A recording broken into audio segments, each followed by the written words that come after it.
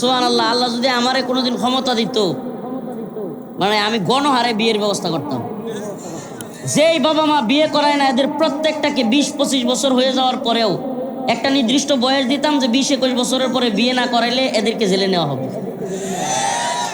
এই বাপ মাদের জরিমানা করতাম। এই পুরো সমাজ, এই পুরো রাষ্ট্র খারাপ হয়ে যাচ্ছে, পতিতালয় বেড়ে যাচ্ছে, জিনা বেড়ে যাচ্ছে, পাপাচার বেড়ে যাচ্ছে, অশ্লীলতা বেড়ে যাচ্ছে, অবৈধ রিলেশন, বিবাহ বহির্ভূত সম্পর্ক বেড়ে যাচ্ছে। এক পাপাচারের সমাজ তৈরি হয়েছে। এত নোংরামি যদি সমাজে বাড়তে থাকে, অসভ্যতা বাড়তে থাকে, পাপাচার যদি বাড়তে থাকে, ওই সমাজে আল্লাহর আযাব আসবে কি আসবে না? বলেন আসবে কি আসবে না? যুবকদেরকে, যুবতীদেরকে বৈধ পন্থায় বিয়ের ব্যবস্থা না করে আপনি যদি আটকে রাখেন, আপনি যদি বাধাগ্রস্ত করেন, তথাকথিত রাষ্ট্রীয় আইন বানাইছে 21 বছরের আগে বিয়ে করানো যাইব না, 18 বছরের আগে মেয়ের বিয়েও দেওয়া যাবে না। 21 বছরের আগে বিয়ে করতে পারবেন না, কিন্তু পার্কে যেতে পারবেন। 18 বছরের আগে মেয়ে বিয়ে করতে পারবে না, কিন্তু রমনা পার্কে যেতে পারবে, হোটেলে যেতে পারবে। নাউজুবিল্লাহ, নাউজুবিল্লাহ বলে। এক বাজে সিস্টেম আমাদের সমাজকে এমন ভাবে আঁকড়ে ধরেছে, এমন নোংরা পরিবেশ তৈরি করেছে, আমাদের ভয় লাগে ভাই। আপনাদের লাগে কিনা জানি না। এই যে বড় বড় ভূমিকম্পগুলো হইতেছে না হুট করে, নাউজুবিল্লাহ, আল্লাহ পাক কোনো জাতির দিকে রাগান্বিত হইলে, ক্ষুব্ধ হইলে ওয়াইদ হাদিসের মধ্যে আসছে দমকি, আল্লাহ তাআলা শাস্তি স্বরূপ ওই সমাজে, ওই রাষ্ট্রে আল্লাহ তাআলা ভয়াবহ শাস্তি দেন। যেই পরিমাণে নোংরামি বাড়ছে, আমরা ছোটবেলায় দেখছি সুবহানাল্লাহ, মা বোনেরা রিক্সায় হুট খোলা নেই কে পর্যন্ত যাইতো না, মানুষ বাজে কথা বলতো। আমার তো 30 বছর বয়স, আমাদের এই যে আরো মুরব্বী যারা আছে বলতে পারবে, ছোটবেলায় দেখতাম যে রিক্সায় কোনো মা চাচি বোন যদি রিক্সার ওই যে উপরের যে হুড আছে এটা না লাগাইলে মানুষ খারাপ বলতো। আর এখন এমন রুংরা অবস্থা হয়েছে, তার গার্লফ্রেন্ড আছে এটা সে গর্বের সাথে বলে। নাউজুবিল্লাহ, কত নোংরা, লজ্জা নাই, বিয়ে করে নাই, অথচ সে বুক ফুলাইয়া বলে এটা আমার গার্লফ্রেন্ড আছে। এই 5-7টা বন্ধু বান্ধব একসাথে হইলে হঠাৎ করে একটা ফোন আসছে, এই চুপ কর আমি একটু কথা বলি, আলাদা চলে যায়। মানে এটা হাসতেছেন আপনি? এই নোংরামিকে, এই গুনাহকে নরমালাইজ করা হয়েছে সমাজে। এখন এমন অসংখ্য যুবক আছে যাদের এই ধরনের অশ্লীল সম্পর্ক নাই, বেহায়াপনার সম্পর্ক নাই, তারা নিজেদেরকে ছোট মনে করে, আমার সম্পর্ক নাই, আরে আমার যদি এটা থাকতো, আস্তাগফিরুল্লাহ। অথচ সেই যুবক বাবা মার সামনে গিয়ে বিয়ের কথা বলতে ভয় পাচ্ছে, বিয়ের কথা বলতে লজ্জা। দুনিয়া পুরো উল্টা বাড়ছে। মানে যেইটা হওয়ার কথা ছিল লজ্জার, বিবাহ বহির্ভূত সম্পর্ক হওয়ার কথা ছিল কি লজ্জার, হাই হাই এটা কিভাবে সম্ভব? আমি মুসলমানের বাচ্চা, আমি বিয়ে ছাড়া একটা মেয়ের সাথে কথা বলি, বিয়ে ছাড়া একটা মেয়ের সাথে সম্পর্ক রাখি, বিয়ে ছাড়া নাউজুবিল্লাহ একটা মেয়ের সাথে অবৈধ মেলামেশা করি, এটা ভয় থাকা দরকার ছিল। খেয়াল ভয় নাই, উল্টে এখন ওইটাকে গর্ব কইরা বলে, ফোনে সেভ করে নাম্বার, আর বিয়ের কথা বলতে ভয় পায়। নাউজুবিল্লাহ বলবেন না? সমাজ উল্টে যাচ্ছে, এই নোংরা সমাজ ব্যবস্থার দিকে আমরা চলে যাচ্ছি। আল্লাহ তাআলা আমাদেরকে ভয়াবহ শাস্তির মধ্যে পাকড়াও করবে। আমি আবারও বলছি, যে বাবাদের অবস্থান আছে, সম্পদ আছে, টাকাও আছে, তবুও ছেলেকে বিয়ে করায় না, তবুও মেয়েকে সময় মতো বিয়ে দেয় না, কয় নিজের পায়ে দাঁড়া, নিজের পায়ে দাঁড়া।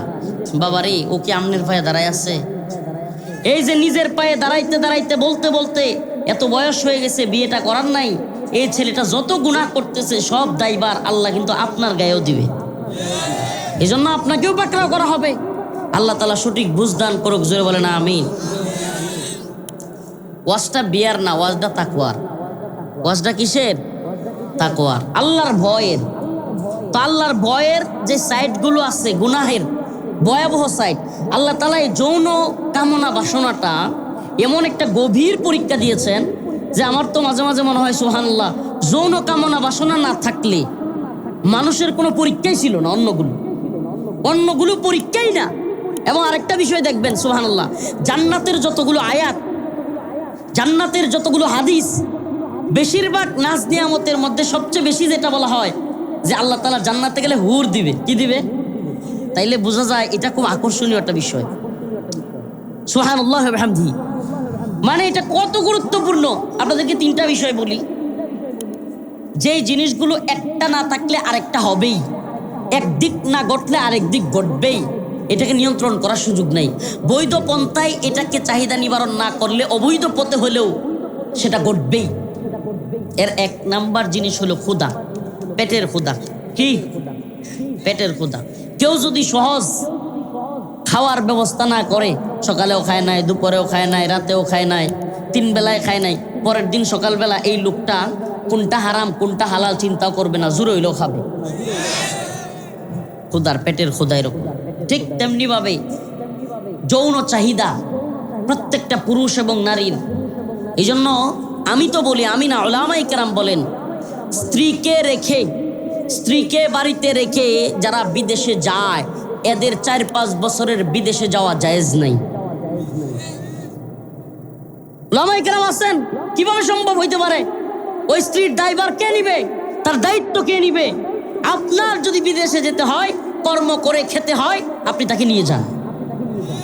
আমি জানি এই আলোচনাগুলো অনেকের ভালো লাগবে না, কিন্তু কিছু করার নাই। ওই মা, ওই বোন, তার কষ্ট পৃথিবীর আর কেউ বুঝবে না। প্রিয় ভাইরা আমার, বন্ধুগণ আমার, কথাগুলো একটু আনকমন মনে হচ্ছে, কিন্তু আমাদেরকে বলতে হচ্ছে। 3টা চাহিদা, খাবারের চাহিদা, শারীরিক চাহিদা, এগুলো সহজভাবে যদি কেউ বিয়ের মাধ্যমে পূরণ না করে, তাইলে অবৈধ পথে হলেও পূরণ হবেই। নাম্বার 3, রাগ যদি কেউ কন্ট্রোল না করে বৈধ পন্থায়, তাইলে খারাপ দিকে হইলেও ওই রাগ কাজে লাগবেই। রাগ আবার বৈধ পন্থায় কাজে লাগায় কেমনে? সুবহানাল্লাহ, জিহাদের মাধ্যমে। কিসের মাধ্যমে?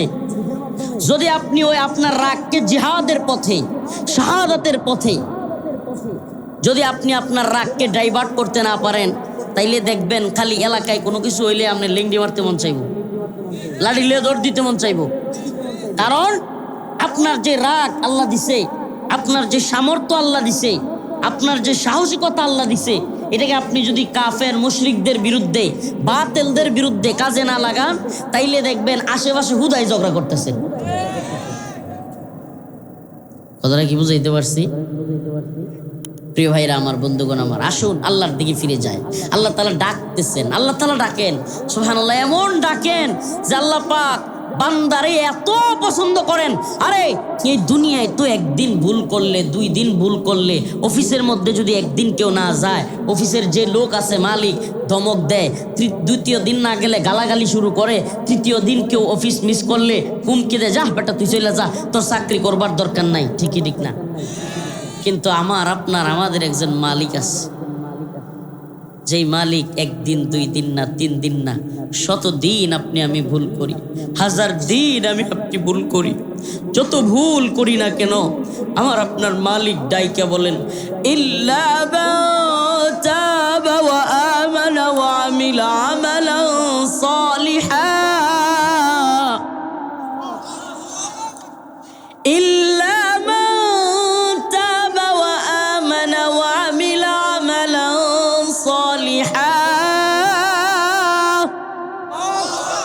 فأولئك يبدل الله سيئاتهم حسنات وكان الله غفورا رحيما।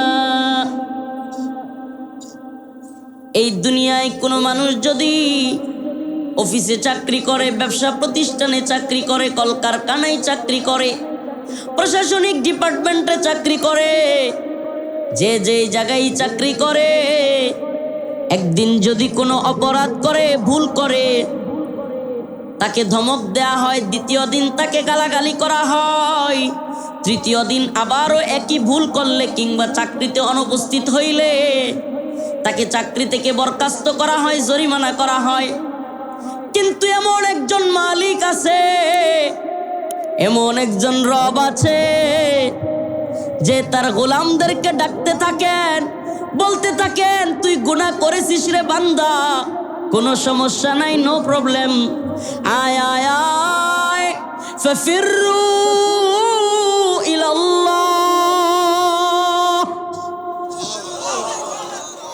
এমন একজন মালিক, তিনি তার বান্দাদেরকে ডাকতে থাকেন, বলতে থাকেন আয় আয় আয় আমার বান্দা। ওই কম্বলের ভিতরে একা একা করা গুনাহ পৃথিবীর কেউ না দেখুক, আমি তো জানি। তুই আমার কাছে ক্ষমা চা, আমি ক্ষমা করে দেব। আমার মালিক বলেন, যত জুলুম করেছিস, অন্যায় করেছিস, পাপাচার করেছিস, একটা নয়, দুইটা নয়, শত নয়, হাজার নয়, যদি লক্ষ কোটি গুনাহ করে থাকিস, আমি আল্লাহর কাছে একবার আমার কাছে ফিরে আয়। মসজিদের ভিতরে 2 রাকাত নামাজ পড়ে একবার আমার কাছে চা। আল্লাহ বলেন, ইল্লা মান তাবা ওয়া আমানা ওয়া আমিলা আমালান সালিহা ফাউলাইকা ইউবাদদিলুল্লাহু সাইয়্যাতিহিম হাসানাত। আল্লাহ বলেন, একটা দুইটা না, শত না, হাজার না, লাখো কোটি গুনাহ যদি আমার কোনো বান্দা করে ফেলে, আর যদি অন্তর থেকে তওবা করে, তাওবাতুন নাসুহা, আল্লাহ আর গুনাহ করব না, মাফ করে দেন রব্বুল আলামিন, ভুল হয়ে গেছে, মাফ করে দেন। আল্লাহ বলেন, আমি তার কোটি গুনাহ মাফ করে লাখো কোটি গুনাহকে সওয়াব দ্বারা, নেকি দ্বারা পরিবর্তন করে তারে মাফ করে জান্নাতে দিয়ে দিব। লাখো কোটি গুনাহ, হায় হায় সুবহানাল্লাহ। এই দুনিয়ার অফিস আদালতে চাকরি করলে একদিন, 2 দিন, 3 দিন না গেলে হুমকি দেয়, ধমকি দেয়, গালাগালি করে। আল্লাহ বলছে, লাখো গুনাহ করে আমার কাছে আয়, আয় তবু আয়, আইলিছে। সুবহানাল্লাহ। ও ইমানদার, ও প্রিয় বাবা, ও আমার তারাকান্দার ময়মনসিংহের মুসলমান, অনেক তো বক্তব্য দিয়েছি, অনেক তো কথা বলেছি, আপনাদের মাঝে অনেকবার এসেছি, কিন্তু একটা কথা বলে যাই, আগামীকালকে আমি এই দুনিয়ায় থাকবো কি থাকবো না জানি না। আপনিও আগামীকালকে থাকবেন কি থাকবেন না আপনিও জানেন না। গতকালকে আমি আমার শ্বশুর বাড়িতে ছিলাম, নেত্রকোনার কুমরি। এটা কারগুজারি শোনাই আপনাদেরকে। গত 2 দিন আগে আমি যখন চুয়াডাঙ্গা যাই, ওই বাড়িতে আমি আমার আহলিয়া, ওয়াইফ, আমার আম্মা সবাই নিয়ে গেছি। আমার ওয়াইফের বড় ভাইয়ের বিয়ে, আপন চাচাতো ভাইয়ের বিয়ে, চাচাতো ভাইয়ের বিয়ে নিয়ে গেছি। বিয়ের অনুষ্ঠান হবে, অলিমা হবে, পুরা বাড়ি সাজ সাজ রব, শত শত মানুষের আয়োজন, খাবার দাবারের জন্য বিরাট প্যান্ডেল করছে। মামুন ভাই বিদেশে থাকতো, ছেলে বিদেশে থাকতো, স্বাভাবিকভাবেই ছেলেরা বিদেশ থেকে এসে বিয়ে করলে জাঁকজমক, টাকা পয়সার ইয়া করে। এত আয়োজনের ভিতরে সকালবেলায় 8টা-9টার দিকে তার চাচা চেয়ারে বসে আছে, মুরব্বী মানুষ, এই 50, 55 বা 60 বছর বয়স, চেয়ারে বসে বসে রৌদ্র লাগাইতেছে। শীতের দিনে চাচারা লাগায় না। হুট করে চেয়ার থেকে পড়ে গেছে, একেবারে জায়গায় মারা গেছে। বিয়ে বাড়ি আবার কি মৌতা বাড়ি হয়ে গেছে। বিয়ে বাড়ি কি বাড়ি হন। আশ্চর্য ঘটনা আপনাদেরকে শোনাই। আমি এই লাশ বা এই জানাজা পড়তে পারি নাই, চুয়াডাঙ্গা মাহফিলে চলে গেছি, মাহফিল থেকে ব্যাক করতেছি। এই যে আজকে সকালবেলায় রাত্রে আইতে আইতে ফজর হয়েছে, ফজরের সময় ঢুইকা দেখি আরেক চাচা মারা গেছে, লাশ বাড়িতে আসতেছে আজকে। তাইলে এই দুনিয়া বিয়ে বাড়ি, আনন্দের বাড়ি, কি আনন্দ চলবে, সবাই মিলে খুব সাজ সাজ রব, সবাইকে দাওয়াত দেওয়া হয়েছে, খাওয়া দাওয়া হবে। মুহূর্তের মধ্যেই এটাই মৌতা বাড়ি, লাশ বাড়িতে আসছে, লাশ। আর কেউ বলে না, কেউ বলবে না রফিকুল ইসলাম মাদানী সাহেব বাড়িতে আসতেছেন, বলবে যে লাশ নিয়ে আসা হচ্ছে। কি নিয়ে আসা হচ্ছে? ও মুসলমান, কবে আমাদের ঘুম ভাঙবে? কবে আমরা আমাদের রবের কাছে ফিরে যাব? এই যে লক্ষ লক্ষ হাজার হাজার মানুষকে নিয়ে প্রোগ্রাম করি, এক একটা মাহফিলে হাজার হাজার জনতার দল, কিন্তু মসজিদে গিয়া পায় 5 জন 4 জন, অনেক সময় ইমাম আর মুয়াজ্জিন ছাড়া কাউরে পাওয়া যায় না। হায় আফসোস, কবে আমাদের ঘুম ভাঙবে? আমরা কি মারা যাব না? আমরা কি আমাদের রবের কাছে ফিরে যাব না? যাব না ফিরে? কবে আমাদের ঘুম ভাঙবে? আল্লাহকে ভয় করতে হবে। কাকে? একমাত্র আল্লাহকে ভয় করতে হবে। আজকে থেকে আল্লাহকে সাক্ষী রেখে একটু হাতটা তুলে দেখান, কে কে আজকে থেকে আর নামাজ ছাড়বেন না? লিল্লাহি তাকবীর, লিল্লাহি তাকবীর। আয় আল্লাহ বলেন, আয় আল্লাহ, আমরা তওবা করতেছি, আজকে থেকে আর নামাজ ছাড়বো না। বলেন, আয় আল্লাহ, আজকে থেকে আর নামাজ ছাড়বো না, আর নাফরমানি করব না। বাংলাদেশের সবচেয়ে বড় ক্ষমতাধর প্রধানমন্ত্রী, 17 বছর যে প্রধানমন্ত্রী দুর্দান্ত প্রতাপশালী হয়ে বাংলাদেশে ক্ষমতার মসনদে ছিলেন, অহংকারের সাথে শাসন করেছেন, সেও আজকে কিন্তু বাংলাদেশে নাই, পালায়ে গেছে। তিনবারের আরেকজন প্রধানমন্ত্রী শয্যাশায়ী, আইসিইউ, সিসিইউ, ভেন্টিলেশন এগুলোর মধ্যে আছে। এই যে দেখেন 3বারের প্রধানমন্ত্রী মুমূর্ষু অবস্থায়, আরো 4বারের প্রধানমন্ত্রী, জুড়ে হোক বুটে হোক যেভাবেই হোক, 4বারে প্রধানমন্ত্রী হইয়া এখন ভারতে পালাইছে। এ থেকে আমাদের কি শিক্ষা?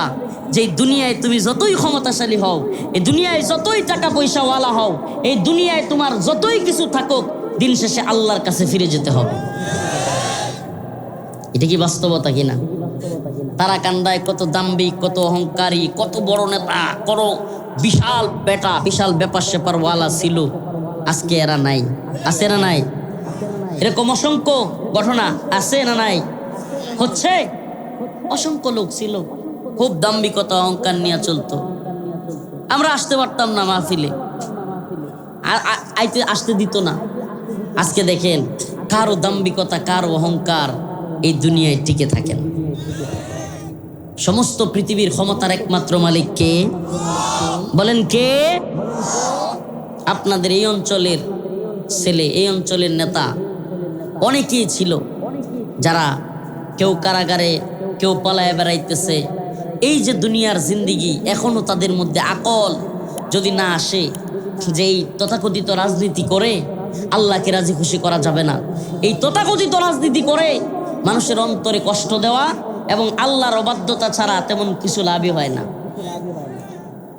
আর দিন শেষে পালায় বেড়াইতে হয়, জুলুমের মধ্যে পড়তে হয়, নিজেও জুলুম করে, একসময় গিয়ে নিজেও জুলুমের মধ্যে পড়ে। প্রিয় ভাইরা আমার, আমি আপনাদেরকে বলতে চাই, এই যে নেতারা জুলুম করে, অহংকার দেখায়, এলাকায় অমুকেরে মামলা দিয়ে দেয়, তমুকেরে মামলা দিয়ে দেয়, অমুকেরে দৈরা নেয় গা, অমুকেরে মারতে যায়, অহংকার দেখায় এগুলো। আচ্ছা আমি আপনাদেরকে বলি, এরা মারা যাওয়ার পরে রংপুর থেকে কেউ আইসা জানাজা পড়ায়? এরা মারা যাওয়ার পরে খাটিয়াটা দইরা যে 4 জন নেয়, এগুলা বরিশাল থেকে আসে? ও ভাই, ও নেতারা, সকলকে বলি, আঞ্চলিকভাবে যাদের অবস্থান আছে সকলকে বলি, সাবধান হয়ে যাও, কার উপর জুলুম করিও না। দিন শেষে তুমি মারা গেলে তুমি কি করেছো এই আমল নামাটাই জনগণের সামনেও থাকে, আল্লাহর সামনেও যায়। অতএব দাম্ভিকতা আর অহংকার না দেখিয়ে আল্লাহকে ভালোবাসো, মানুষকে ভালোবাসো। যে ব্যক্তি মানুষকে ভালোবাসবে, আল্লাহকেও ভালোবাসবে, তার দুনিয়া আখেরাত দুইটাই কল্যাণকর হবে। প্রিয় ভাইরা আমার, বন্ধুগণ আমার, আয়াত কারিমা তিলাওয়াত করেছি, একটু আয়াত থেকে আলোচনা করি। ইয়া আইয়ুহান নাস ইন্না খালাকনাকুম মিন যাকারিন ওয়া উনসা ওয়া জাআলনাকুম শুউবান ওয়া ক্বাবাইলা লিতাআরাফু। আল্লাহ রাব্বুল আলামিন বলেছেন, ইয়া আইয়ুহান নাস, হে মানুষেরা। আল্লাহ তাআলা এখানে বলেন না ইয়া আইয়ুহাল্লাযীনা আমানু কিংবা ইয়া আইয়ুহান নবী। আল্লাহ তাআলা বলছেন ইয়া আইয়ুহান নাস, হে মানুষেরা। এখানে শুধুমাত্র নবী আলাইহিস সালামকে উদ্দেশ্য না, এখানে শুধুমাত্র মুসলমানদেরকে উদ্দেশ্য না, সকল মানুষ উদ্দেশ্য। ইয়া আইয়ুহান নাস ইন্না খলাকনাকুম, তোমাদেরকে সৃষ্টি করা হয়েছে মিন যাকারি ওয়া উনসা, একটা নারী এবং একটা পুরুষ থেকে। সুবহানাল্লাহ। তাহলে আমরা কি জানলাম? আমরা পুরা পৃথিবীর মানুষ একটা নারী এবং একটা পুরুষ থেকে জন্ম নিচ্ছি, নাকি বানর থেকে? ডারউইনের মতবাদ আমাদের স্কুল কলেজে বাচ্চাদেরকে পড়ায়, নাউজুবিল্লাহ, আমরা নাকি বানর আছিলাম, নাউজুবিল্লাহ। ওই বাংলাদেশে এক বুদ্ধিজীবী আছে, কথিত নাম হলো জাফর ইকবাল। আমি এটারে বলি যে ওইটা হলো একটা বানরের বাচ্চা। যারা ডারউইনি মতবাদ বিশ্বাস করে, এ মানুষের বাচ্চা হইতে পারে না। ডারউইন সে বলে মানুষ নাকি আগে বানর ছিল। আমার মনে হয় ডারউইন এবং এই জাফর ইকবালদের পিছনে খুঁজা দেখতে হবে ল্যাঞ্জা এখনো আছে কিনা। আমরা ডারউইনি মতবাদে বিশ্বাসী নই, আমরা আল্লাহ এবং তার রাসূলকে বিশ্বাস করি। আমরা জানি কোরআন বলেছে আমরা আদম আলাইহিস সালামের সন্তান। আমরা কার সন্তান? আমাদের আদি পিতা হযরত আদম আলাইহিস সালাম, আমাদের মুসলিম জাতির পিতা ইব্রাহিম আলাইহিস সালাম। জাতির পিতা কেডা? হ্যাঁ, আওয়ামী আমলে তো চেঞ্জ হয়ে গেছিল। আল্লাহ তাআলা হেদায়েত দান করুক। এরা আবার নতুন নাম দিছে বাঙালি জাতির পিতা। তো বাঙালি আর মুসলিম এগুলো আলাদা করেন কেমনে? আবার যদি কোন বাঙালি জাতির পিতাতে, বাঙালি তো শুধু বাংলাদেশি লোকেরা না, কলকাতার লোকেরাও তো বাঙালি, আসামের লোকেরাও বাঙালি। তো ওরাও কি জাতির পিতা মানে নাকি? এটা বাঙালি জাতির পিতা হইল কেমনে? পরে কেউ বাংলাদেশি জাতির পিতা। তো বাংলাদেশি তো ওই যে মায়ানমারে, খাগড়াছড়ি, বান্দরবন, রাঙামাটি ওই সব অঞ্চলে যে মারমা, চাকমা, ত্রিপুরা আরো যেগুলো আছে, এরা কি আপনি করে এই নেতারে জাতির পিতা মনে করে? তাহলে বাংলাদেশি জাতির পিতাও তৈল না। এগুলো বাড়াবাড়ি। এগুলা কি বাড়াবাড়ি? এখনো দেখবেন যে কিছু বাড়াবাড়ি শুরু হয়ে গেছে গা। 3 বারের প্রধানমন্ত্রী অসুস্থ, আমরা দোয়া করি, অনেক মানুষ দোয়া করতেছে আল্লাহ তাকে সুস্থ করে দিক। কিন্তু কিছু লোক মানে এখন ভালোবাসা দেখানোর জন্য, মায়া দেখানোর জন্য, আসলে অন্তরে গোড়ার ডিমের অত ভালোবাসা নাই, কিন্তু দেখানোর জন্য বেশি বেশি করতেছে। একটা শুনলাম ওই দিন বলতেছে যে কিডনি দিয়ে ফেলবে, ফুসফুস দিয়ে ফেলবে। আরেক পাগলা গিয়ে ওই যা মন চায় তা করতেছে। আরেকটা শুনলাম বলতেছে যে আমি এখন ম্যাডাম রে পাইলে সেজদা করতাম। নাউজুবিল্লাহ বলেন। এগুলা বাড়াবাড়ি করবেন না। প্রকৃত ভালোবাসা ওনার জন্য থাকলে মানুষ দোয়া করতেছে, আপনিও দোয়া করুন, আল্লাহ যদি হায়াত রাখে সুস্থ করে দিবেন। ঠিকই ঠিক না? বাড়াবাড়ি করিয়েন না। এই বাড়াবাড়িগুলো আগেও করা হয়েছে, এখনো করা হচ্ছে। বাড়াবাড়ি করতে করতে নাউজুবিল্লাহ আওয়ামী লীগ একটা আলাদা ধর্ম হয়ে গেছে। আওয়ামী লীগ ধর্মের প্রভু হইল শেখ মুজিব। আওয়ামী লীগ এমন এক ধর্ম, একমাত্র ধর্ম যে ধর্মের নবী হইল মহিলা। নাউজুবিল্লাহ। আপনারা জানি এটা মনে কিছু নিবেন, কষ্ট নিবেন, বাস্তবতা এটা। বাড়াবাড়ি এমন পর্যায়ে গেছে যে বাচ্চারা পর্যন্ত শেখ মুজিবের ছবি দিয়ে পূজা করা শুরু করছিল। বিভিন্ন স্কুলের মধ্যে মেয়েরা শেখ মুজিবের ছবিতে মালা পরাইতো, চুমা দিত, কপাল লাগাইতো, এগুলো ভিডিও আছে। ছবিতে, ভাস্কর্যে, মূর্তিতে সমানে জায়গায় শেখ মুজিবের মাথা বসায় দিছে। এই সেনাবাহিনীর, বিডিআরের, র্যাবের, পুলিশের সবার বুকের মধ্যে বল্টুর মধ্যে বল্টু একটা বানায়া ওইটাও শেখ মুজিবের ছবি। আমি তো এক প্রোগ্রামে কইছিলাম আর কিছুদিন যদি শেখ হাসিনা থাকতো, বক্তাদের এখানে বল্টু লাগাই দিত যে শেখ মুজিবের ছবি নিয়ে ওয়াজ করা লাগবে। আল্লাহ হেদায়েত দান করুক। হেদায়েত না থাকলে এদের ধ্বংস করে দেখ। তা আমার আওয়ামী লীগরে দেখলে কেন জানি মনে হয় এরা হলো খতাম আল্লাহু আলা কুলুবিহিম ওয়া আলা সামইহিম ওয়া আলা আবসারিহিম গিশাওয়া। আমি জানি না হুজুররা আমার সাথে একমত হবে কিনা, যে আমার এদেরকে দেখলে কোরআনের ওই আয়াত মনে পড়ে যে আল্লাহ বলছে যে আমি একদল লোককে খতাম আল্লাহু আলা কুলুবিহিম, এদের অন্তরে সিলমোহর মেরে দিছি, ওয়া আলা সামইহিম, এদের কানের মধ্যেও সিলমোহর মারছি। এরা শুনবে না, এরা সত্য কি করবে না, শুনবে না। এরা চোখে দেইখাও সত্যকে দেখবে না। ওয়া আলা আবসারিহিম গিশাওয়া, আমি এদের চোখের সামনে পর্দা ফেলে দিছি। এই শেখ হাসিনার আলেমদের উপর জুলুম, নির্যাতন, নিপীড়ন, ছাত্রদের উপর হেলিকপ্টার থেকে গুলি, আমি নিজে একজন ভিকটিম। আমার লোকে কথা কইলেও কয় এগুলো সব মিথ্যা। হ্যাঁ হ্যাঁ রে, কই যাই মানে একটার মধ্যে আমি আওয়ামী লীগের একজন পার্সনের মধ্যে কোনো সূচনা দেখলাম না যে আসলে এতগুলো মানুষকে মারা, হত্যা করা, আলেম ওলামাদেরকে জেলে নেওয়া, রিমান্ডে নেওয়া, নির্যাতন করা, এটা ভুল হয়েছে। একটা আওয়ামী লীগকে আমি পাইছি না। আপনারা পাইছেন কিনা জানি না, আমি পাইছি না, আমি পাই নাই। আপনারা পাইছেন? আমি পাইলাম না। আশ্চর্য। এরা ওগুলোর সাফায় গায়, মানে ওগুলো ঠিক ছিল। এরা এত পরিমাণে চাটুকার, এত পরিমাণে আপার চামচা, আফা যাই করছে আফারে এমন পর্যায়ে নিছে নাউজুবিল্লাহ, আল্লাহর কথার চাইতেও এদের আপার কথা বেশি। বিশ্বাস করেন আর না করেন, আমার আত্মীয় স্বজন থেকে লইয়া সব ড্রে দেহা আমার শেষ। আল্লাহ মাফ করো। হ্যাঁ, গায়ে লাগতেছে আপনারা একটু বলতে হইব, এতক্ষণ আলোচনা ভাল লাগছে না? শুনেন, এই সমস্ত লোকদের এগুলো বললেও যদি হেদায়েত না আসে, বুঝতে হবে এদের কপালে হেদায়েত নাই। বলেন আমারে যে একজন অনুশোচনা হয়েছে হুজুর, অনুশোচনা নাই, অনুশোচনাবিহীন। আল্লাহ এদেরকে হেদায়েত দান করুক। আরো জোরে বলেন আমিন। কি পরিমাণ নিপীড়ন নির্যাতন আলেম ওলামাদের উপর করছে, এদের জন্য হেদায়েতের দোয়া করি, ওয়াজও করি যে ভাই ফিরে আয়, এই রাজনীতি দিয়ে কিচ্ছু যায় আসবে না। এই উন্দুরের গর্তে ঢুকায় কইবি আপা এলো, আইতো না। এগুলা কইয়াই চিল্লাবি আর জীবনটারে শেষ করবি। অন্তরের কষ্ট ভাই, এগুলা বাদ দিয়ে আল্লাহর দিকে ফিরে যায়। আমি এক জায়গায় এক প্রোগ্রামে বুদ্ধি দিছিলাম যে এরা যেহেতু আওয়ামী লীগ, স্বেচ্ছাসেবক লীগ, ছাত্রলীগ, যুবলীগ, লীগ এটা ছাড়তেই পারবে না, তাইলে লীগটা ঠিক থাকুক, আগের দা তাপ শব্দ যোগ করে দেখ, তাপ, তাবলিগ যা, সব তাবলিগে যা, তাবলিগে গিয়া সব লীগ, কিন্তু তাবলিগ আল্লাহ যদি হেদায়েত দান করে। আরো জোরে বলে না আমিন। অপ্রাসঙ্গিক কথা চলে আসলো, কষ্টের কিছু কথা চলে আসলো। ভাইরে আপনাদের জন্য বিশ্বাস করেন হেদায়েতের দোয়া করি। আওয়ামী লীগ, বিএনপি, এই জাতীয় পার্টি, আরো যত দল আছে, অমুক দল তমুক দল, যত দল আছে, গণতান্ত্রিক দল, এমনকি আরো ইসলামিক নামধারী দলগুলো আছে, সকল দল, আমি এই গণতান্ত্রিক রাজনীতিতে ভালো কিছু দেখি না।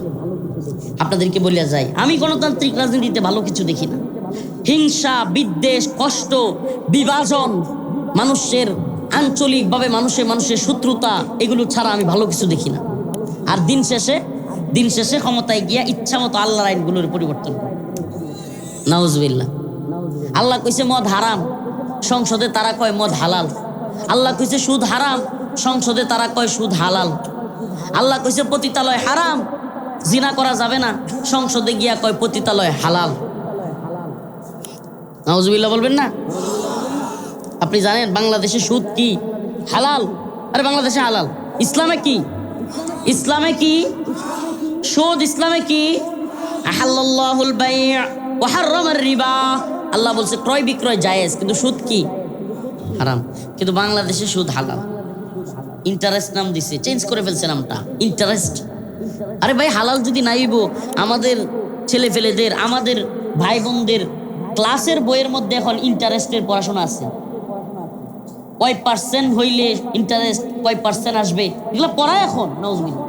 সুদের পড়াশোনা, সুদের পড়াশোনা জায়েজ হবে? হ্যাঁ প্রিয় ভাইরা আমার, মদ ওপেন লাইসেন্স দিয়েছে, মদের পতিতালয়ের লাইসেন্স দিচ্ছে। আমাকে বলেন, লাইসেন্স যদি বৈধ না থাকতো রাষ্ট্রীয়ভাবে, লাইসেন্স দিত? তাইলে বোঝা যায় এগুলো হালাল। নাউজুবিল্লাহ। আল্লাহর আইনগুলো কি ইচ্ছা মতো পরিবর্তন করা, এই হলো এই সংসদের কাজ। আপনারা কিন্তু এমপি বানান না, আপনারা প্রত্যেকেই আপনাদের প্রভু বানান। কি বানান? প্রভু। প্রভু। আপনারা যাকে ভোট দেন, ভোট দিয়ে এমপি বানান, সে কি হয় আপনাদের? প্রভু। কেন? প্রভুর কাজ কি? প্রভুর কাজ হলো আইন প্রণয়ন করা। আল্লাহ বলছে ইনিল হুকমু ইল্লা লিল্লাহ, আমার আল্লাহ তা'বুদু ইল্লা ইয়া। হুকুমদাতা, বিধানদাতা, মাবুদ একমাত্র কে? কোরআনের আয়াত। বিধানদাতা মাবুদ একমাত্র কে?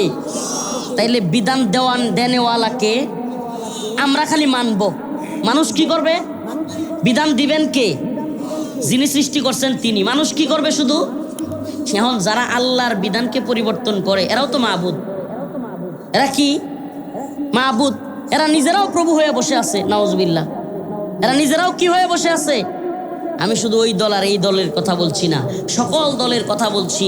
যারা এমপি বানায় সংসদে পাঠায়, তারা তাদের নিজেদের প্রভু বানায়। আবার নির্বাচনের আগে এরা আবার, এই লোকগুলো আবার জনগণের প্রভু বানায়। নাউজুবিল্লাহ। উল্টাপাল্টা প্রভু। জনগণ, নির্বাচনের আগের প্রভু হইল জনগণ, সমস্ত ক্ষমতার মালিক। নাউজুবিল্লাহ। সমস্ত ক্ষমতার মালিক কে? কিন্তু গণতন্ত্র কয় সমস্ত ক্ষমতার উৎস, সমস্ত ক্ষমতার মালিক কেডা? জনগণ। নাউজুবিল্লাহ। এ জনগণ সমস্ত ক্ষমতার মালিক নাকি আল্লাহ?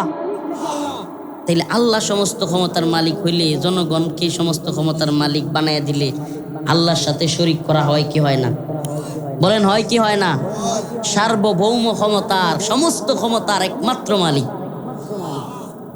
এই জন্য আমি বলি যে আল্লাহর দিকে ফিরে আসেন।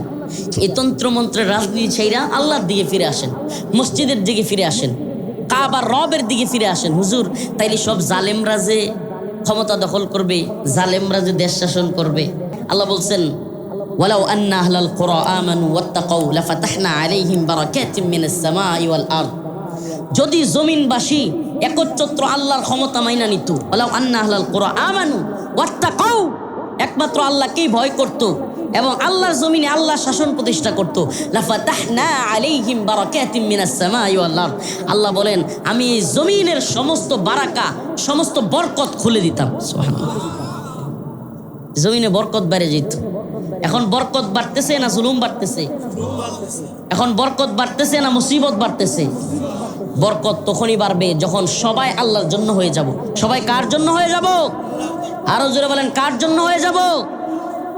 আমরা এই দুনিয়ায় আসছি একমাত্র আল্লাহর জন্য। যখন মারা যায় দোয়াটা কি পড়েন বলেন তো? কোরআনের যে আয়াতটা পড়েন, ইন্না লিল্লাহি ওয়া ইন্না ইলাইহি রাজিউন। অর্থ কি জানেন? ইন্না লিল্লাহ, নিশ্চয়ই আমরা আল্লাহর জন্য। আমরা কার জন্য? সেই দোয়াটার অর্থ জানা দরকার। ইন্না লিল্লাহ, নিশ্চয়ই আমরা আল্লাহর জন্য। ওয়া ইন্না ইলাইহি রাজিউন, নিশ্চয়ই আমরা তার দিকে প্রত্যাবর্তন করব, ফিরে যাব। আমরা আল্লাহর জন্য আসছি, আল্লাহর দিকে ফিরে যাব, এটাই হলো অর্থ। আমরা আল্লাহর জন্য আসছি, আল্লাহর দিকে ফিরে যাব, এটাই হলো এই আয়াতের অর্থ, এই দোয়ার অর্থ। তাইলে কি বোঝা যায়? দিন শেষে সবাই কার দিকে ফিরে যেতে হবে? তাইলে এই দুনিয়ায় যশ খ্যাতি, টাকা পয়সা, নেতাগিরি, চেয়ারম্যান হওয়া, মন্ত্রী হওয়া, এমপি হওয়া, মেম্বার হওয়া বা কমিশনার হওয়া, এলাকার মাতবর হওয়া, কিংবা এলাকায় বেশি বেশি জমি করা, বাড়ি করা, গাড়ি করা, যাই কিছু আমরা করতে চাই, দিন শেষে এগুলো আমার আপনার সফলতা হতে পারে? আল্লাহর কাছে যদি ক্ষমা পাওয়া যায়, আল্লাহর কাছে যায় যদি মাফ পাওয়া যায়, আল্লাহ যদি আমাদেরকে মাফ করে দেয়, এটাই হলো মুমিনের সবচেয়ে বড় সফলতা। ঠিক কি ঠিক না? আরো জোরে বলেন, ঠিক কি ঠিক না? মাথায় রাখবেন, আমি এই আয়াত কারিমা পড়লাম, আল্লাহ বলছেন ইন্না খলাকনাকুম মিন যাকারি ওয়া উনসা, তোমাদেরকে আমি সৃষ্টি করেছি, মনে আছে, একটা নারী এবং একটা পুরুষ থেকে, একটা নারী এবং একটা পুরুষ থেকে। ওয়াজআলনাকুম শুউবা ওয়া ক্বাবাইলা লিতাআরাফু, তোমাদেরকে বিভিন্ন দলে, বিভিন্ন গোত্রে আমি পাঠাইছি। কেউ আফ্রিকান, কেউ নাইজেরিয়ান, কেউ জাপানি, কেউ চাইনিজ, কেউ রাশিয়ান, কেউ আমেরিকান, কেউ বাঙালি, কেউ ইন্ডিয়ান, এই যে হরেক রকমের, কেউ সাদা চামড়া, কেউ কালো চামড়া, কেউ শ্যামলা বর্ণের, কারো নাক উঁচু, কারো নাক নিচু, সুবহানাল্লাহ, কারো চোখ সাদা হরিণের মতো, একজনের চোখের সাথে আর একজনের চোখের মিল নাই, একজনের মাথার সাথে আর একজনের মাথার মিল নাই, একজনের হাঁটার সাথে আর একজনের হাঁটার মিল নাই। এই যে এত রঙে বর্ণে আমি বানাইছি, আল্লাহ বলেন শুউবা ওয়া ক্বাবাইলা লিতাআরাফু, আমি অন্য কোনো কিছুর জন্য বানাই নাই, সম্মানিত হওয়ার মাপকাঠির জন্য বানাই নাই, আমি বানাইছি তোমরা একে অপরকে যাতে চিনতে পারো। সুবহানাল্লাহ। সবাই যদি একরকম হয়ে যেত, চিনতে পারতাম।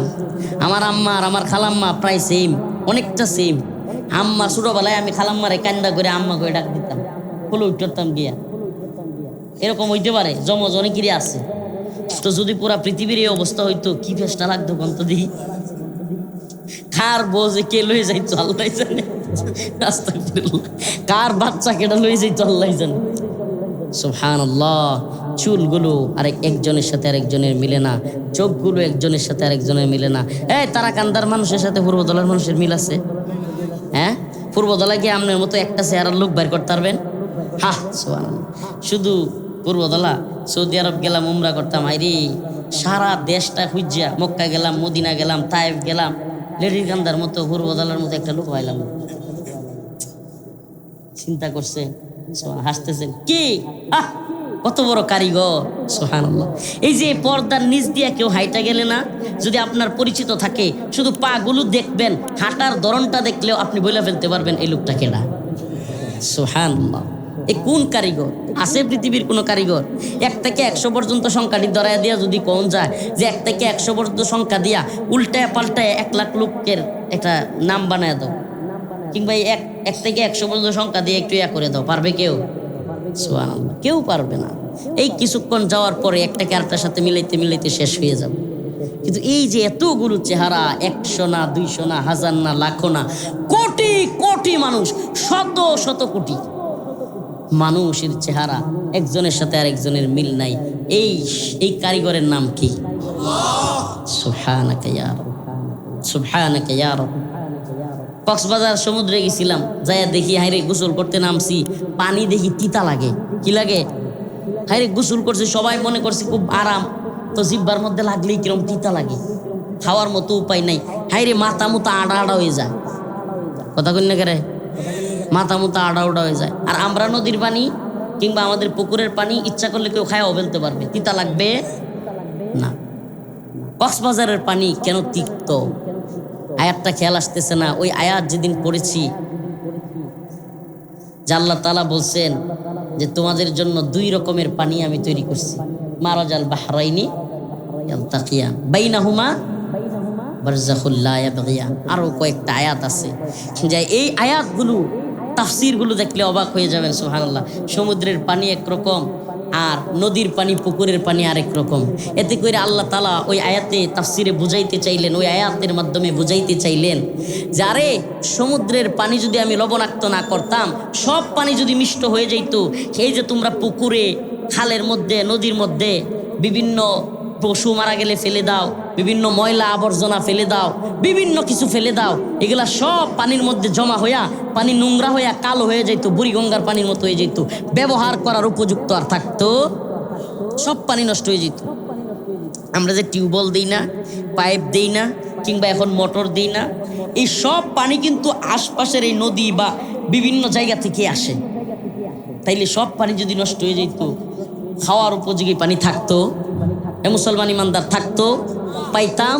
আল্লাহ তাআলা সমুদ্রের লবণাক্ত পানি দিয়েছেন, এই জন্য লবণ দিয়া কিন্তু আপনি জিনিসকে ধ্বংস করতে পারবেন। সুবহানাল্লাহ। লবণের গুণাবলী কি? আপনি কোনো জিনিস ময়লা আবর্জনা লবণ দিয়ে রাখা দিবেন, অনেক লবণের স্তূপের মধ্যে দেখবেন সব গইলা গেছে। সুবহানাল্লাহ। এই সমস্ত ময়লাগুলো নদী নালা, এই আপনাদের নদী, ছোট্ট নদী থেকে যায় ব্রহ্মপুত্রতে, ব্রহ্মপুত্র থেকে যায় পদ্মা, পদ্মা থেকে মেঘনা, সব যমুনা হইয়া তারপরে এই সমুদ্রের মধ্যে লবণাক্ত পানির মধ্যে যায়, ময়লাগুলো যায়, আর ওই লবণাক্ত পানি সব কিছু মিশাইয়া দেয়। সুবহানাল্লাহ ওয়া বিহামদিহি। তখন ওই পানিটা আবার ফ্রেশ হয়ে যায়। সুবহানাল্লাহ। আর যদি সব পানি লবণাক্ত থাকতো, কক্সবাজারে যারা গোসল করে তারা আবার হোটেলে গোসল করা লাগে। প্রিয় ভাইরা আমার, এই যে আল্লাহ পাকের এই কুদরত, এগুলা সব কিছু আল্লাহ পাক আপনি আমার জন্য দিয়েছেন। আল্লাহ তাআলার চাওয়া একটাই, কুল ইন্না সালাতি ওয়া নুসুকি ওয়া মাহইয়ায়া ওয়া মামাতি লিল্লাহি রাব্বিল আলামিন। আল্লাহ পাকের চাওয়া হইল এটা যে নবী আপনি বলেন আপনার নামাজ, আপনার কুরবানি, আপনার হায়াত, আপনার মৃত্যু সব কিছু আল্লাহর জন্য। সুবহানাল্লাহ। সব কিছু কার জন্য? এই জন্য আমরা দোয়াও করি, ইন্না লিল্লাহি ওয়া ইন্না ইলাইহি রাজিউন। আল্লাহ, আমরা নিশ্চয়ই আপনার জন্য এবং আপনার দিকেই ফিরে যাব। আখেরি পয়গাম, এক নর এক নারী থেকে আমরা এই পৃথিবীতে এসেছি, একজন পুরুষ থেকে একজন নারী থেকে আমরা এই পৃথিবীতে এসেছি, আবার সবাই ফিরে যাব যেখান থেকে এসেছি সেই রবের কাছে। সেই রব আমাদেরকে পাঠিয়েছেন যেই কাজ করবার জন্য, সেই কাজ হলো আল্লাহর হুকুম মানা। এই 5 দিন হয়েছে বাড়ির থেকে বেরোইছি, গেছি মুন্সিগঞ্জ, আবার মুন্সিগঞ্জ প্রোগ্রাম করে ঢাকা থেকে আবার গেছি চুয়াডাঙ্গা, একবারে ওই কুষ্টিয়া মেহেরপুরের কাছে, বর্ডারের কাছে একবারে। এদিকে আমাদের এক বর্ডার, 700-800 কিলোমিটার পরে আরেক বর্ডার, ওইটা পার হইয়া আবার গেছি আরেক দেশে, নোয়াখালী দেশ। মানে নোয়াখালী বেদেপল্লীর মাহফিল। আমার লাইফের, আমি ছোট মানুষ, কিন্তু আপনারা যারা আমারে চিনেন, বালিয়ায় পড়াশোনা করি, ওই সময় থেকে নিয়মিত ওয়াজ মাহফিল করি। আমারে যারা চিনেন, প্রায় 12-13 বছর ধরে কিন্তু মাহফিল করি, প্রায় 1 যুগ হয়ে গেছে। তো সেই সময় থেকে মাহফিল করার ইতিহাসে হাজারো মাহফিল করছি, মনে হয় কয়েক হাজার হইব এই জীবনে, কম না। তো এই এত প্রোগ্রামের মধ্যে কালকের মাহফিলটা ছিল ব্যতিক্রম একটা মাহফিল।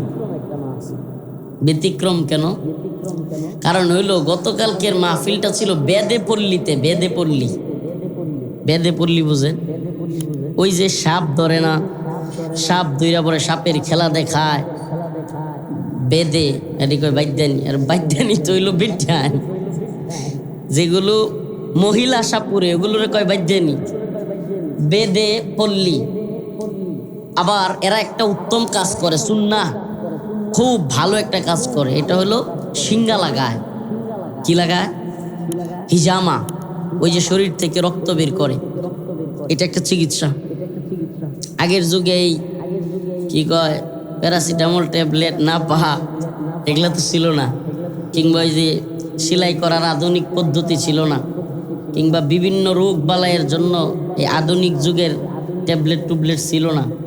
তখন আল্লাহ রসুল সাল্লাহ সাল্লামের জামানায়, সাহাবায়ে কেরামের জামানায় শিঙ্গা লাগাইতেন ওনারা। সুবহানাল্লাহ। শিঙ্গা এটা কি? ওই রক্ত বের করতেন, ভিতর থেকে রক্ত বের করতেন, ওই রক্তটা বের করাই ছিল একটা চিকিৎসা। শিঙ্গা লাগানোর হাদিসের মধ্যে আসছে, রাসূলুল্লাহ সাল্লাল্লাহু আলাইহি সাল্লাম বলেন যে তোমরা শিঙ্গা লাগাও। উনি উৎসাহিত করতেন যে শিঙ্গার মধ্যে, এই হিজামার মধ্যে রয়েছে উত্তম চিকিৎসা। সুবহানাল্লাহ। তো এরা এগুলো করে, হাজার হাজার বেদে একসাথে, বিশাল বড় এরিয়া। শুধু তাই না, পুরা ভারত উপমহাদেশের এই বেদে যারা আছে, এই গোষ্ঠীর নেতা যারা, পুরা ভারত উপমহাদেশের, বাংলাদেশের না, সারা দেশের তো আছে, ভারতের সহ, এদের নেতা উমর ফারুক, উনিও ওই নোয়াখালীর ওই বেদেপল্লীতে থাকে। এরা দাওয়াত দিচ্ছে। আসলে এদেরকে কিন্তু অনেকেই মনে করে এরা মনে হয় ভিন্ন ধর্মের। এরা আসলে, আমি অবাক হয়ে গেছি, শুই না, সবাই মুসলমান, কেউ ভিন্ন ধর্মের না। এই বেদেরা কেউ কি না ভিন্ন ধর্মের না, সকলেই মুসলমান। তো একটা দাওয়াতি সফর ছিল, খুব এরা খুব মাশাআল্লাহ অতিথি পরায়ণ। এরা ওই অন্য মানুষেরা এদেরকে একটু নিচু মনে করে, এজন্য এরা খুব কষ্ট পায় যে আমাদেরকে অন্য 10 জন মানুষের মতো মানুষ মনে করে না, একটু ছোট মনে করে, এই জন্য।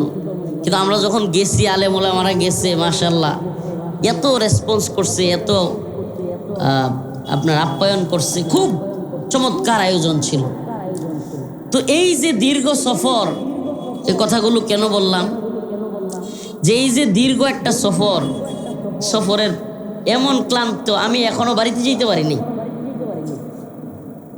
নেত্রকোনায় ছিলাম, পূর্বদলা হয়ে আপনাদের এখানে চলে আসছি। এখন আজকে রাত্রে বাড়িতে যাওয়ার সুযোগ। তো এই জন্য আমি প্রচুর ক্লান্ত। থাক থাক থাক।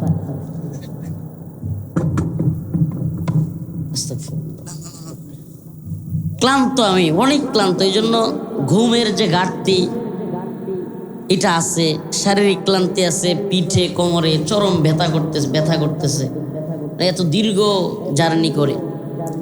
তো আমি আপনাদের সামনে কালকে বেদে পল্লীর আলোচনাটাই আজকে করব একটু আপনাদের সামনেও, এটা আমার খুব ইচ্ছা। গতকালকে বেদে পল্লীতে এই আলোচনাটা করছি। ইয়া আইয়ুহান নাস ইন্না খালাকনাকুম মিন যাকারিন ওয়া উনসা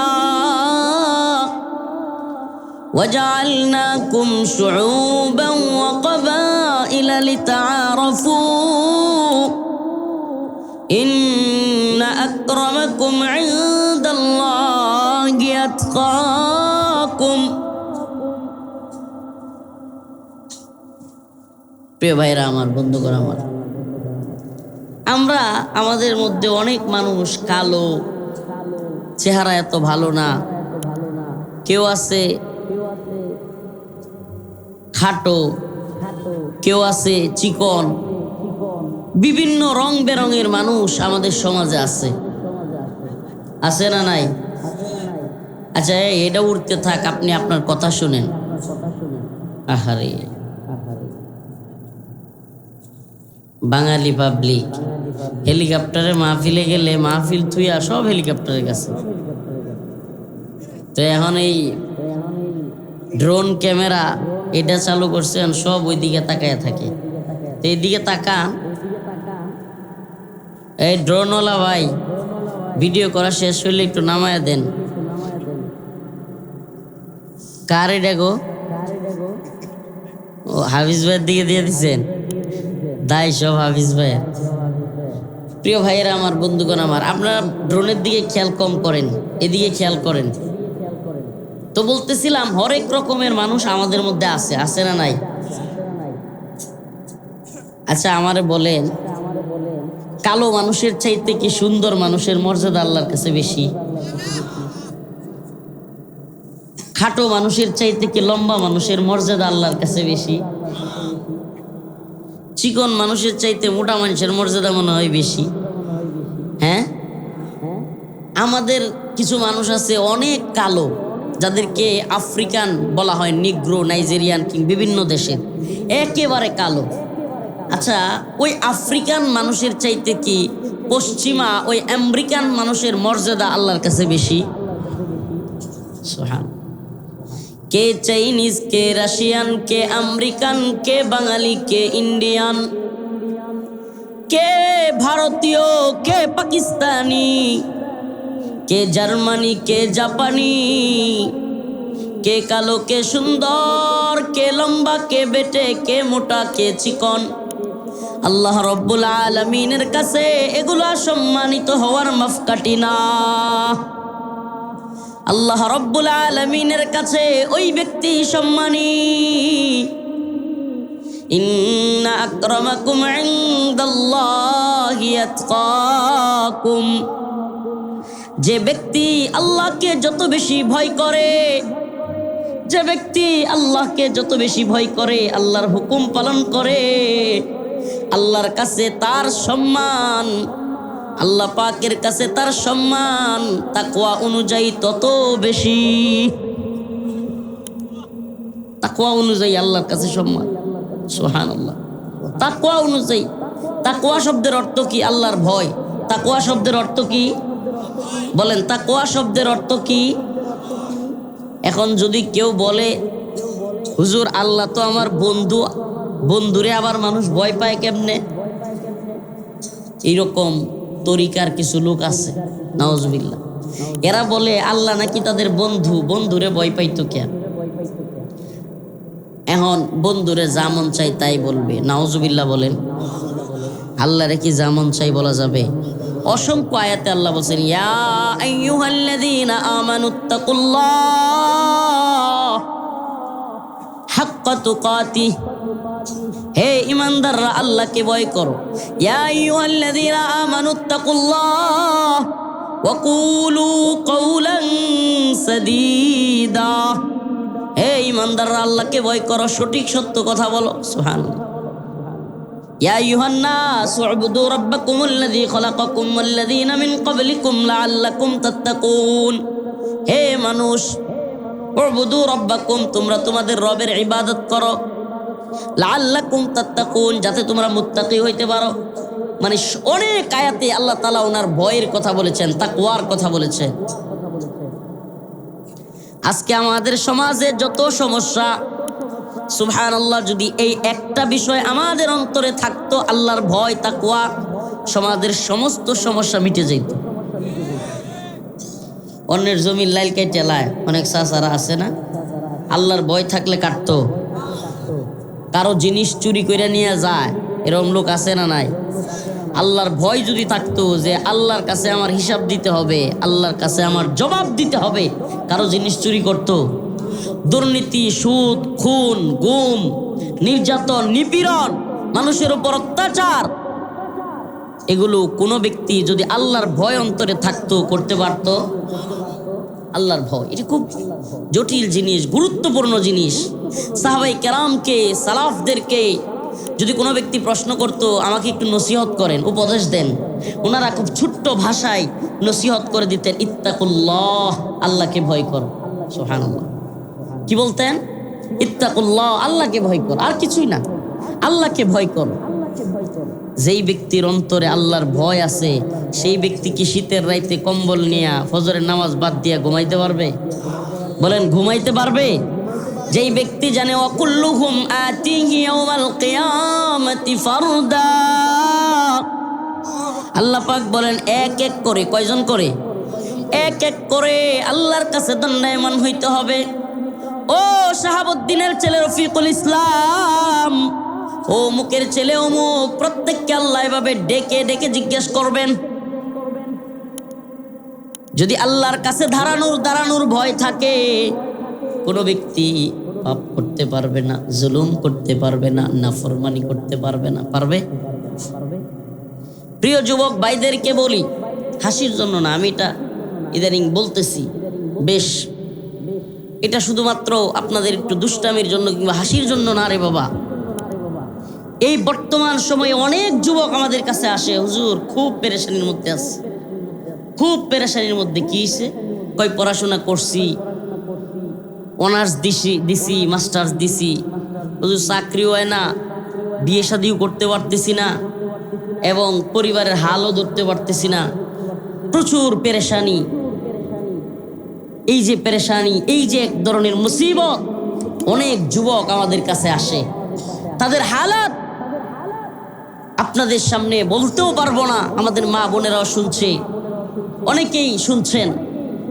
শুধু এতটুকু বলি, এরা এক অন্ধকার জগতে ঢুকে যাচ্ছে। এদের কেউ এই সময়টাতে চাকরি না পেয়ে, বিয়ে করতে না পেরে, নাউজুবিল্লাহ, আল্লাহর নাফরমানিতে ঢুকতেছে। এই ছোট্ট এক স্মার্টফোন অন্ধকারের এক জগতে ওদেরকে নিয়ে যাচ্ছে। ফরেন ইন্ডাস্ট্রির এক খারাপ জগৎ এখন এত সহজলভ্য হয়েছে। ইন্টারনেটের এই গতি, 4G 5G এর জামানায় যুব সমাজ নিজেদের জীবনকে অকাতরে, নিজেদের তাকওয়া বিলীন করে দিয়ে নিজেদের জীবনকে ধ্বংসের দিকে নিয়ে যাচ্ছে। সেই ছোট্ট রুমের ভিতরে, কম্বলের ভিতরে, রুমের দরজা লাগিয়ে সে কি গুনাহ করতেছে আপনি আমি কেউ জানি না। এমন অসংখ্য যুবকদের কারগুজারি আমরা জানি, শুনি। এই যে যুব সমাজ এই অন্ধকার জগতে চলে যাচ্ছে, এই দায় শুধু ওই যুবকদের নয়, এই দায় এই সমাজের, এই রাষ্ট্রের, এই সিস্টেমের, সব কিছুর দায় আছে, সব কিছুর দায় আছে। এক্ষেত্রে আমার যুবক ভাইদেরকে বলবো, প্রিয় যুবক ভাই, আমরা বুঝতে পারি এটা এই সিস্টেমের সমস্যা। এই সিস্টেম এমন এক সিস্টেম যে এখানে লক্ষ লক্ষ যুবককে বেকারের নাম দিয়ে ফেলে রাখা হয়েছে। শিক্ষিত যুবক বেকারের অভাব নেই। সমাজের মধ্যে এক ধরনের বৈষম্য তৈরি করা হয়েছে। যে টাকাওয়ালা ও আরো টাকা কামায়, যার নাই ওর কিছুই নাই।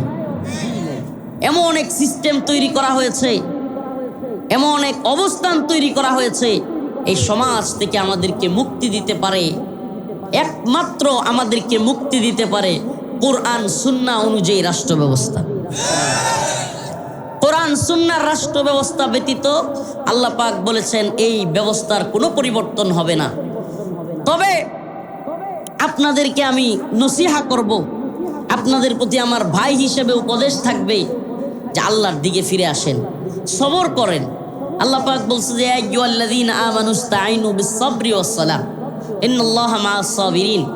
যে ব্যক্তি আল্লাহর কাছে নামাজ এবং সবরের মাধ্যমে চায়, আল্লাহ তাআলা তাদেরকে দান করেন। সুবহানাল্লাহ।